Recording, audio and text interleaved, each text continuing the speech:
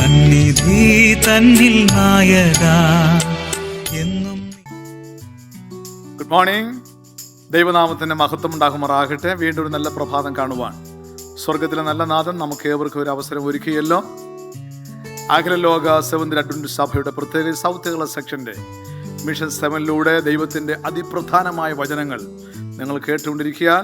ദൈവത്തിന് പ്രത്യേകം നന്ദി പറയുന്നു.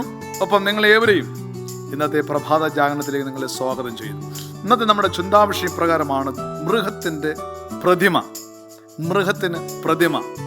ഇതിന്റെ വേദഭാഗം നമുക്ക് നൽകിയിരിക്കുന്ന വെളിപ്പാട് പുസ്തകം 13-14 അതിപ്രകാരമാണ് നമ്മൾ വായിക്കുമ്പോൾ മനസ്സിലാക്കുന്നത്. മൃഗത്തിന്റെ മുമ്പിൽ പ്രവർത്തിക്കുവാൻ തനിക്ക് ബലം കിട്ടിയ അടയാളങ്ങളെ കൊണ്ട് ഭൂവാസികളെ തെറ്റിക്കുകയും വാളാൽ മുറിവേറ്റിട്ടും ജീവിച്ച മൃഗത്തിന് പ്രതിമയുണ്ടാക്കുവാൻ ഭൂവാസികളോട് പറയുകയും ചെയ്യുന്നു. സ്തോത്രം. ദൈവനാമം മഹത്വപ്പെടുമാറാകട്ടെ. ഈ വേദഭാഗ്യത്തെ സംബന്ധിച്ചിടത്തോളം നമ്മൾ ധാരാളം പഠിച്ചവരും കേട്ടവരും ഇതിനെക്കുറിച്ച് പ്രസംഗിച്ചവരുമാണ്. സ്തോത്രം.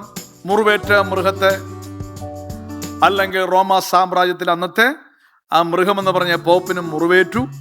AD 1798 വീണ്ടും ഒരു വർഷക്കാരൻ പോപ്പ് ഇല്ലായിരുന്നു. വീണ്ടും രണ്ടാമത് ഒരു പോപ്പിനെ വാഴ്ച കൊണ്ടെന്ന് പറയും മുറിവേറ്റ മൃഗത്തെ പ്രതിമയുണ്ടാക്കുവാൻ എന്ത് ചെയ്യുന്നു? ഉൾപ്രേരണ നൽകുന്ന ഒരു സംഭവ കഥയല്ല, കാര്യമാണ്, ചരിത്രമാണ് വെളിപാട് പുസ്തകത്തിലൂടെ രേഖപ്പെടുത്തിയിരിക്കുന്നത്. ഇവിടെ നാം നമ്മുടെ സ്വരൂപത്തിൽ മനുഷ്യനെ ഉണ്ടാക്കുക എന്നുള്ള ദൈവത്തിന്റെ പദ്ധതി പ്ലാനുമായിരുന്നു. നാം നമ്മുടെ സ്വരൂപത്തിൽ മനുഷ്യനെ ഉണ്ടാക്കുക.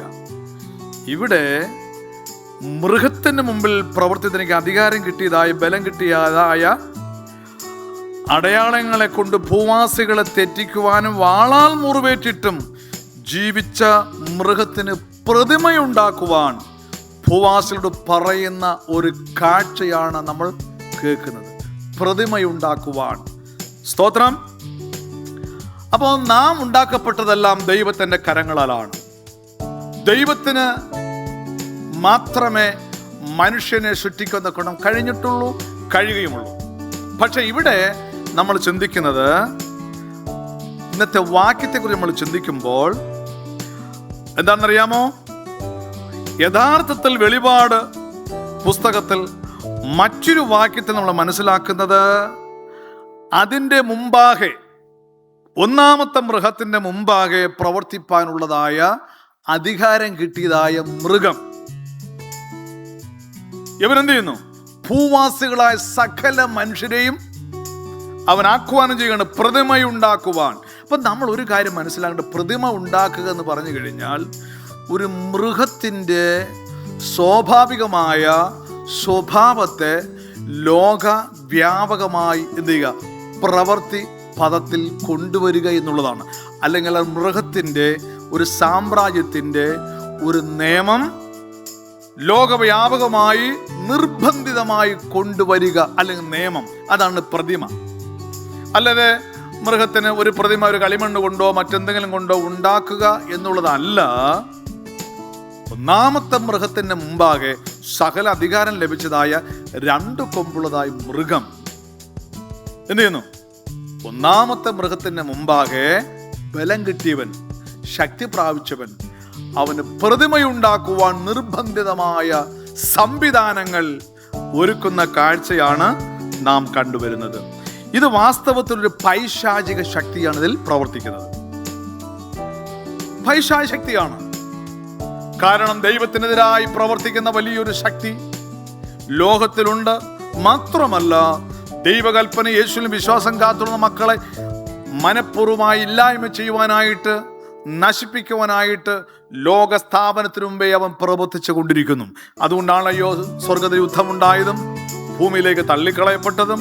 എന്നാൽ ദൈവത്തിന്റെ ഛായയിലും ദൈവത്തിന്റെ സ്വരൂപത്തിലും സൃഷ്ടിക്കപ്പെട്ട മനുഷ്യനെ അവൻ ആക്രമിക്കാത്തക്കണം തുടങ്ങുകയാണ്. പക്ഷെ ഒരു കാര്യം നിശ്ചയമാണ്, ഏത് പ്രതിമ, ഏതൊരു നിയമം ലോകത്ത് സംവിധാനങ്ങൾ കൊണ്ടുവരുന്നുവോ അതിനെല്ലാം തച്ചുടയ്ക്കുവാൻ ദൈവത്തിന് മാത്രമേ കഴിയൂ എന്നുള്ളത് ലോകമറിയാൻ പോവുകയാണ്. അതാണ് യേശുക്രിസ്തു 2ാം വരവ്. അപ്പൊ ഇവിടെ ദൈവമക്കളെ നാം ഒരു കാര്യം മനസ്സിലാക്കേണ്ടത്, ഏത് നിയമമാണോ ലോകത്ത് പാസ്സാക്കുന്നത്, ഏത് നിയമമാണോ ലോകത്തിൽ കൊണ്ടുവരുന്നത്, നമുക്കൊരേ ഒരു നിയമം മാത്രമേ ഉള്ളൂ.